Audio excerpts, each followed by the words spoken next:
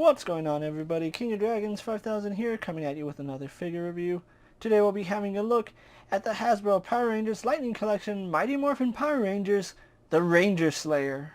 And so here we have the Ranger Slayer posed and out of the packaging. Before we take a look at the figure, let's actually take a look at what she comes with. The Ranger Slayer does come with two sets of hands. We do get a grip hand for holding her arrows for her right hand. We get a bow holding left hand, and that works really well. We do get a fist for her left hand, which looks really good. And then we also do get a flat palm for her right hand. We also do get the Bow of Darkness, which looks really good. I am glad they included that. And we also do get a set of triple arrows, which does tab onto the Bow of Darkness, and that looks really good.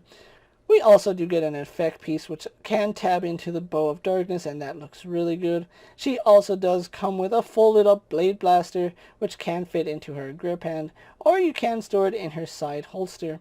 Her final accessory is her cape or her cloak, whatever you want to call it, and it looks really good. I love the detailing on it, and it has some really nice armor on the left shoulder. So overall, really liking the accessories that we got with the pink, or not the Pink Ranger, but the Ranger Slayer. Really did wish we got an alternate Kimberly head, but that's neither here nor there. So with that out of the way, guys, let's actually move on to her details.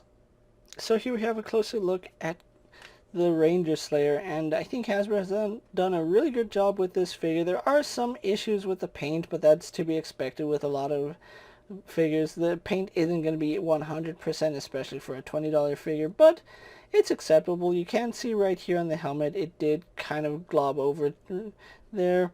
This side is a little bit fuzzy up at the top, and then we also have a little more error up there, but again, it's not going to be the same for every figure, so it is going to hit and miss at certain points. I do love the helmet on the Ranger Slayer here. It does capture the pterodactyl ranger really well, and you can see it's very different from the original Pink Ranger helmet because these actually do flare out, and that looks really good. And different from the classic Pink Ranger is that the helmet is actually black instead of white, still keeping that Mighty Morphin motif, especially with her costume. Now, I do like that there is some old things that we've seen in the past with this figure, but a lot of new things as well. I believe the only reuse that this figure has with the original Pink Ranger, and I think quite possibly the Yellow Ranger, is the torso piece right here and the mid-torso piece right here. Everything else does seem to be unique to the Ranger Slayer. And taking a look at her arms here, you can see she does have this really nice armored pattern going right here. It's almost like this arm was designed specifically for archery, because it does look like the kind of armor you would wear if you use a bow and arrow. And I do like that. Again, paint isn't going to be 100%, especially for a $20 figure, but overall I think it's acceptable. Even looking at her hands, you can see that there are some detailing right here. You can see where her blade blaster does fit in to her side right there. Really do like the paint work right here. We do have just a regular paint app right here, so that looks really good. The gauntlet is done fairly well with some paint going across like that. And then we have that same detail right here in her hand. So everything on this figure is really well detailed. Now, we do get onto her Morpher, which you can kind of make out the pterodactyl, which I do like seeing that. Then we do go on to her really different belt, and I do say different because it's very different from anything we've seen in the line so far, and I do believe that the buckle is sculpted on, where her belt here is a separate appliance because this part is raised up. And of course it does tab onto the holster right there. Really liking that. Her hips are covered by this pink armor, and the armor does a really good job of hiding her thigh swivel. It swivels just underneath her thigh, or underneath this part of her hip, which is nicely hidden behind this armor piece. You can see there's a lot of scratches on her armor. She has seen a lot of combat. Really liking that. On the inside, we do have some straps holding the armor to her leg. Knee pads done really well.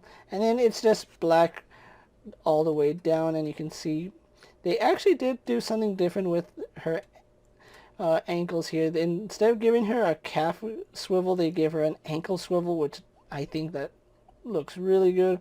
And then of course we get some black boots. So overall, really do like the design of the Ranger Slayer here. So what we're going to do now is get her compared to other figures you may have in your collection. Here we have the Ranger Slayer posed next to a Marvel Legends Cyclops and a DC Multiverse Superman. Here we have the Ranger Slayer posed next to a WWE Elite Scale figure and a Mezco 1/12 Collective Popeye the Sailor Man. And finally, here we do have the Ranger Slayer posed next to a Lightning Collection White Ranger and a Star Wars Black Series Mandalorian. So with the comparisons out of the way, let's actually move on to her articulation now. She does have the standard articulation for the Lightning Collection females, which I think Mighty Morphin has been the only one to get female figures. I could be wrong, but I think I'm right. But anyway, moving on to her articulation, she does have a ball joint in the head, which does look up and down really slightly. We do get some very little tilt as well as left and right movement. I do want to point out that mine, I don't know, it feels like it's loose at some points, but then, do I have it pegged too far down? Is it not on right? Okay, anyway, we do have some left and right swivel. We do have a hinge in the neck, which does look up and down. We have a butterfly joint right here, which goes in and out really nicely. I do like that. Arms do go out to the side more than horizontal, so that's pretty good. Swivels all the way around. No bicep swivel, but we do have a single bend here at the elbow, giving us a little better than 90 degrees. We have rotation at that joint as well. We have a swivel and hinge at the wrist. We have a ball joint right here in the torso, so that does go all the way around, goes forward, back, side to side, as well as rotation. We do have a reverse ab joint, which does bend back about that far. Doesn't go as far forward as I would like it. I would have liked to see a little more forward movement in that.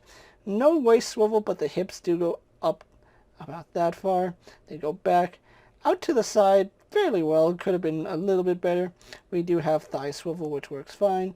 Double bend at the knee only goes up to about there because it is a little bit hindered by the armor plating right there. No mid shin swivel, but we do have swivel down here at the ankle. We do have a hinge in the ankle, which goes back and forward, and then we have forward facing pin for rocker ankle. So overall, really good articulation here for the Ranger Slayer. So what we're going to do now is get her posed for my final thoughts, and then we'll wrap up this review. And so here we have the Ranger Slayer pose for my final thoughts, and overall I think the Ranger Slayer here is a fantastic inclusion into the Lightning Collection. I'm actually a little bit surprised that we actually did get a Ranger Slayer so early in the line. This is only Series 5. I know we got Lord Draken, but I wasn't expecting them to actually release more of that story arc. I am happy that we did get the Ranger Slayer here. I would like to see Hasbro tackle some of the Ranger Sentries just so that we have more of Lord Draken's forces, but overall I'm happy with this figure. There are some issues with the paint, but then again, for the price point that you're paying, it's to be expected. $20, you're not going to get a $70 paint job on a $20 figure, so just keep that in mind when looking through this figure. Just pick the one that has the best paint job. If you're unsure about picking this figure up or you've never read the comics, I would still give her a look at just because she's an interesting character. But if you really want to learn more about the Ranger Slayer, go ahead and pick up the Lord Draken comics. It's a really good series. I do recommend you guys read it. If you are looking for the Ranger Slayer, Series 5 of the Lightning Collection is starting to trickle out in stores. I know Series 4 is still available. I haven't really seen too much Series 5 in stores. I picked up the ones that I do have off Amazon, but they will start hitting retail soon if they already haven't, so keep that in mind when looking for this figure. With that being said, guys, I'm KingofDragons 5000. Don't forget to like this video, leave a comment, subscribe to my channel. Go check out all my other action figure reviews as well as all my other Lightning Collection videos. Hopefully you find them informative. As always, if there's a figure you would like to see me review, let me know down in the comments, and if it fits in my collection, I'll definitely have a look at it. While you're at it, check out my Instagram account for new and exciting action figure photos, and as always, ring that bell to be notified every time I upload a video. Until next time, guys, I'll see you later. Take care, everyone.